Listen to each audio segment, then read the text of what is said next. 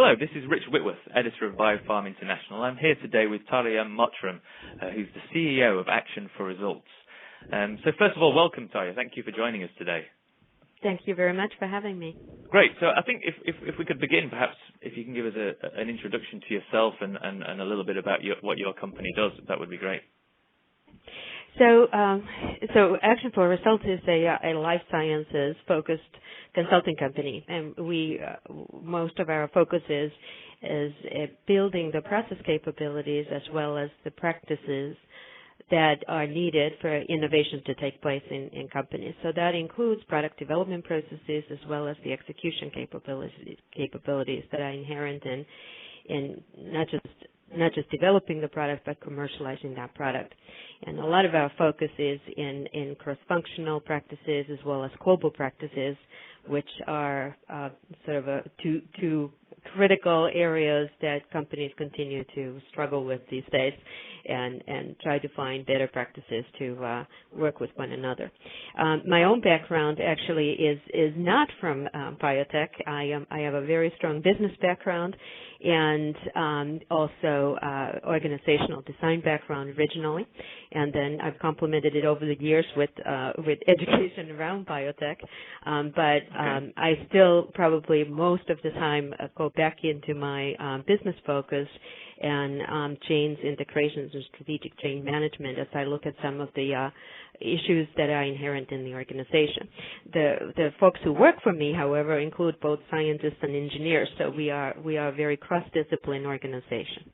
Okay, and maybe another good starting point is for you to give your kind of opinion of the industry as a whole, the biopharma industry. Where is it now? Where is it heading? And what are some of the challenges that you're seeing coming through your doors on a day-to-day basis?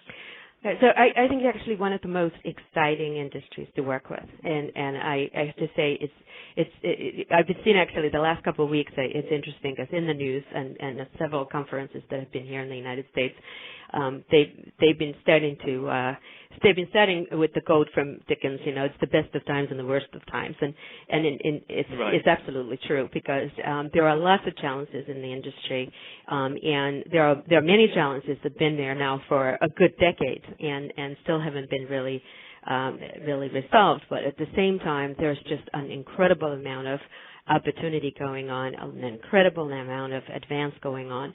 So the complexity in this industry is absolutely incredible, and it is something that I think we all are struggling with. At the same time, I think we're learning a lot of really good new things that allow us to start stepping back and starting to look at different ways of working with one another and really focusing the industry in a different way. So I think one of the things that I'm seeing in the life sciences specifically is that the focus of life sciences companies used to be very much kind of traditional product development, product manufacturing, because of what's going on in the world, and this is really a global trend, not just a trend in any one part of the world.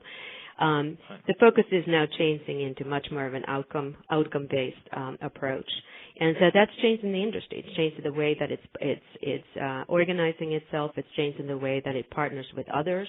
It's changing the way that it works with its customers and the end users, the patients. And I think that it's a time of learning. And that's where that opportunity also comes because some of the old models aren't going to work anymore. So that also gives opportunity for some of the new organizations to really make a difference. Sure. And I guess, of course, the biopharma industry and the life sciences industry is very complex.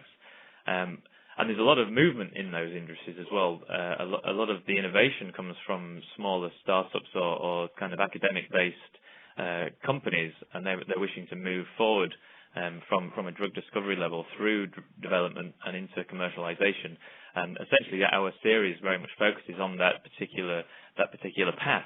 How can these companies find the best pathway through discovery, through development, into commercialization, and all the while they need to be thinking of a business model and a business plan in order to become successful. So perhaps you could give us your kind of experience in that area as well. Perhaps working with smaller companies that are at a much earlier stage in their actual company life, I guess. Yeah, so it's kind of an interesting topic because I've been actually thinking about that a lot lately, and there are these traditional maturity models, I think, that many consulting companies keep offering, and we say, all right, you go from maturity level 1 to 2 to 3 and so forth. And I actually find that it's very difficult to follow a maturity model and say, okay, if you only do these 3 steps, you're going to be golden. I think what's very important is to take that journey in a very personal level, and there's wisdom to the maturity models, but how it applies, I think, is really important. So I'm going to tell you sort of a story from my perspective of what I see happening from a company that's as companies grow. So if you think of the story from 2 different dimensions, one dimension being that experience level or the maturity of that company in product delivery. So in other words, have they actually ever put a product out to the marketplace? Have they already put 2 or 3 or 4 products out to the marketplace? And also at a people level, if they are just putting their first product out to the marketplace, who's done that before? Is there anyone actually leading the group who's been there, who knows what to sort of envision? So that's that maturity side or the experience side. And then the other side of the story for me is always the pipeline or the volume or the capacity. So if you look at those 2 things, when we're at the very starting point and there's not a product out to market yet, that's a really entrepreneurial environment.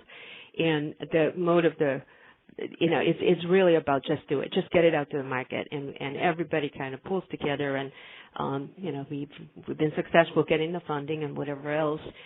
With lots of struggles, we might be able to be successful.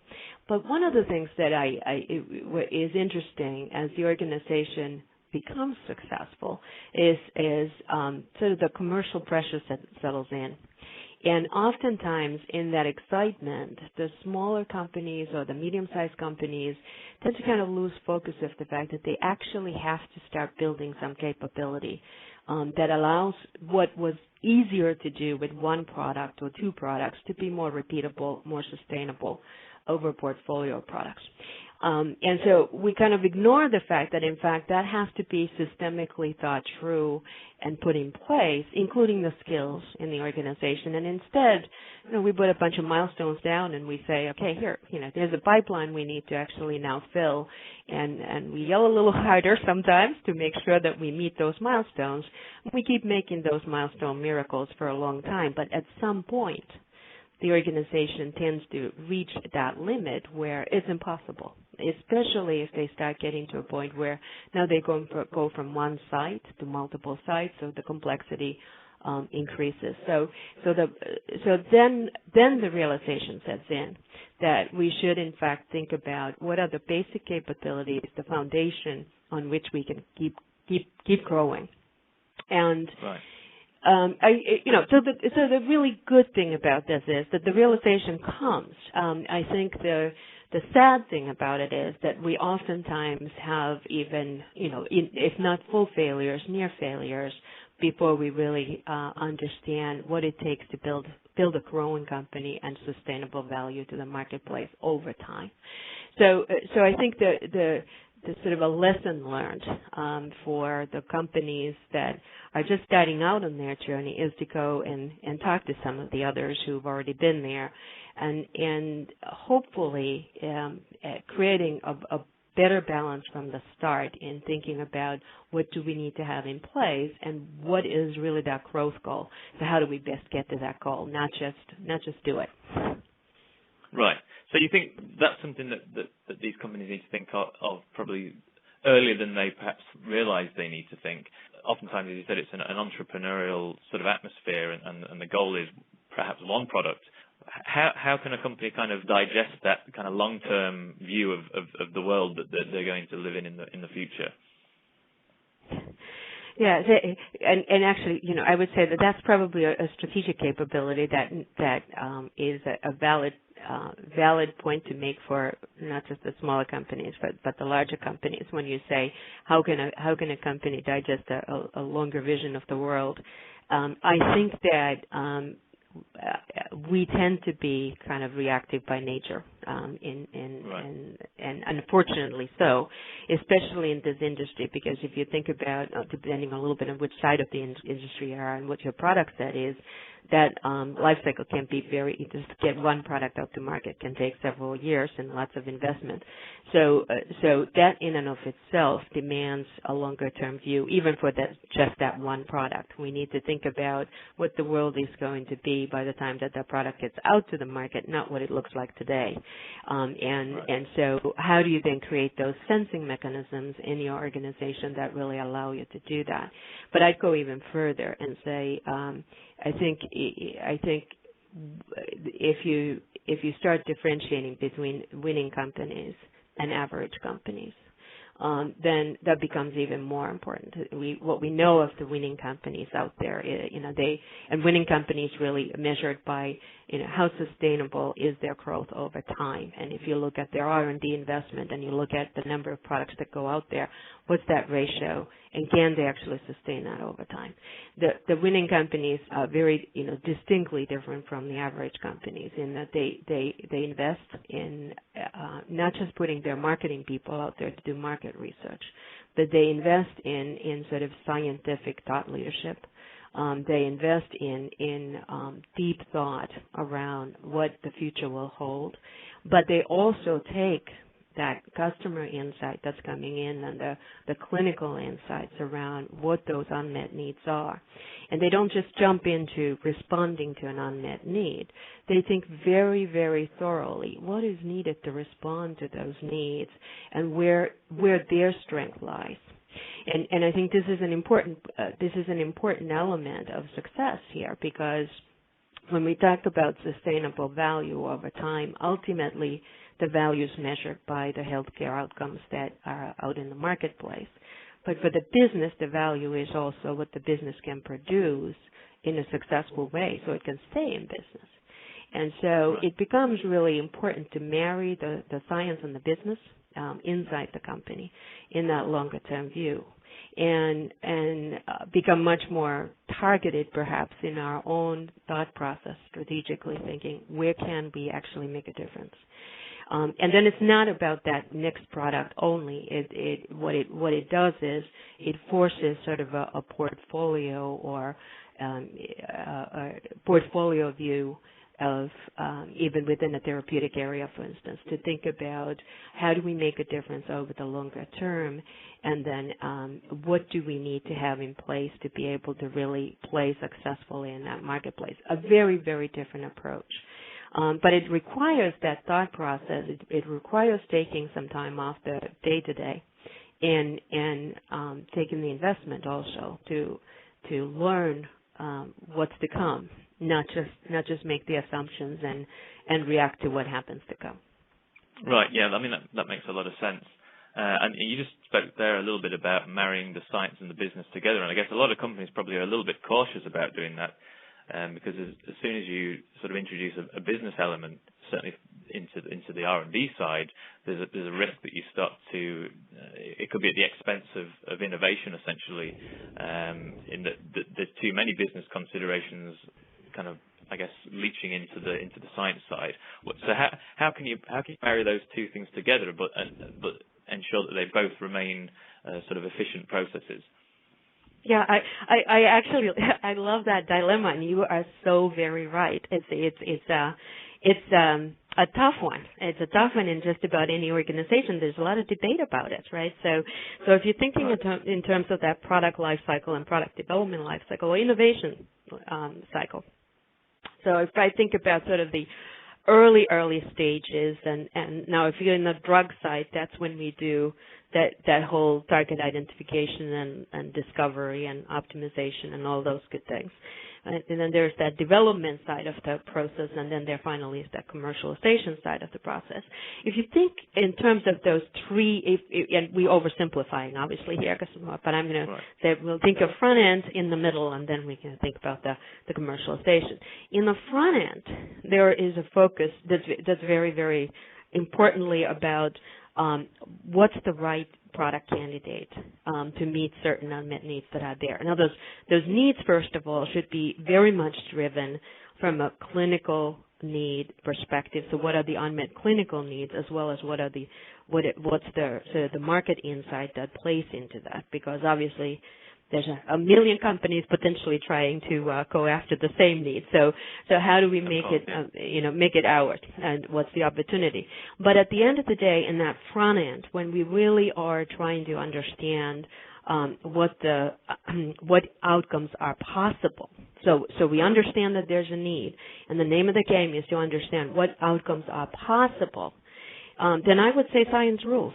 And now I'm going to go on record on this one, of course, because you're recording me. And so there'll probably be some people calling me very soon and going, "What do you mean science rules?" But and I guess I mean by that is that it's not just about science, but it does mean that if we don't get it right, if we don't get that scientific foundation right up front, and a lot of different things come in there, including understanding what clear success criteria really looks like, evaluating the risk tolerance, and if you're into early proof of concept and all of that, that's where you set the foundation around that. It needs to be scientifically sound. Now, business does come into that discussion because obviously, we should have made sure in the first place that we validated that need out there, that it is the place where we want to play, and that we will do some initial understanding of what that commercial value might be. But I would suggest actually that it's not until we get through that process, that early process, and get into somewhere going into preclinical, that the focus now starts shifting, and the science doesn't go away. So I want all the scientists to relax right now and not get scared. Science absolutely does not go away. But at some point, we're starting to think about making major investments. And obviously, closer we go to clinicals, those investments get bigger and bigger. So now the business focus needs to actually play a much bigger part. And that's about managing. It's managing business value. So it's understanding what that potential business value can be, what that is. And then that's where also we have to really discuss about the equation of medical outcomes in relation to business value. And so the science plays into the medical outcomes, obviously, but now we have to put it in the context of what we actually can deliver and what makes sense for the business. So the other way that you could also think about this is that there is an increased focus on efficiency as we go through development. And so obviously that will start bringing a different kind of business element in any kind of a review or governance process that you may have. And then finally, if we get to that final part of commercialization, and now we already know we have a product that's ready to be commercialized, that's very business focused, and it's very much focused on being able to then optimize that commercialization when the product is actually out in the marketplace. But I think it's important to understand those three distinctly different objectives, and then also understand that they're not separate. We manage them somewhat separately in that we have a different focus as we go through that life cycle.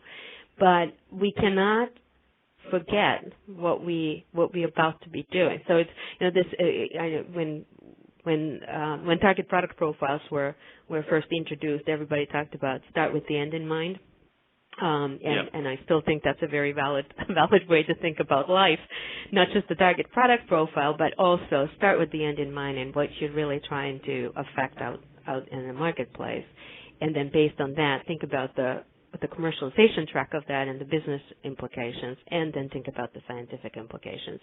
And that's what marrying business and science is really all about. So I don't know how controversial that is for folks, but I do believe that it's important to strike that balance early on.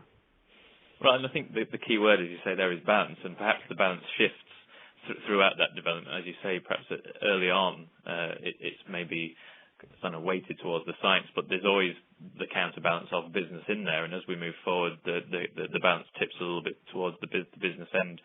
You've been listening to BioPharm International, interviewing Tarja Malmström, CEO of Action for Results. You can listen to the second part of this interview in podcast 2. Thank you.